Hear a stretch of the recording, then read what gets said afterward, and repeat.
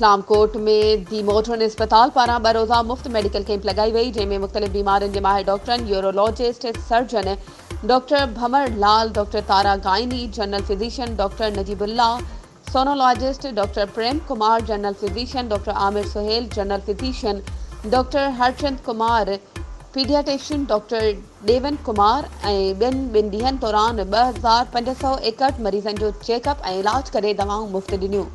उन सिलसिले में दी मॉडर्न अस्पताल जे एडमिनिस्ट्रेटर तस्लीम महमूद चयो त असां इस्लाम कोट तालके में ही 7 मुफ़्त मेडिकल कैंप लगाई आहे। इन्हीअ खां अॻु मुख़्तलिफ़ ॻोठनि में कैंपूं लगायूं हुयूं। 2 रोज़ा मेडिकल कैंप में अल्ट्रासाउंड, ECG, एक्सरे, CBC समेत समूरियूं टेस्टूं बि मुफ़्त कयूं वयूं। 2561 मरीज़नि जो इलाज करे दवाऊं मुफ़्त ॾिनियूं आहिनि। अॻिते बि इहो सिलसिलो जारी रहंदो। ईंदड़ फरवरी महीने खां असां समूरियूं सहूलियतूं दवाउनि समेत मुफ़्त कंदासीं ऐं मरीज़नि खे खाधो बि फ़राहम कयो वेंदो। अवाम खे अपील आहे त उहे असांजी हिन अस्पताल मां इलाज जो फ़ाइदो हासिल कनि। वधीक ख़बरुनि ऐं अपडेट्स जे लाइ असांजे चैनल खे सब्सक्राइब कयो ऐं हा, बेल आइकन खे प्रेस करणु न विसारिजो त जीअं असांजी हर नई अचण वारी वीडियो तव्हां ताईं पहुची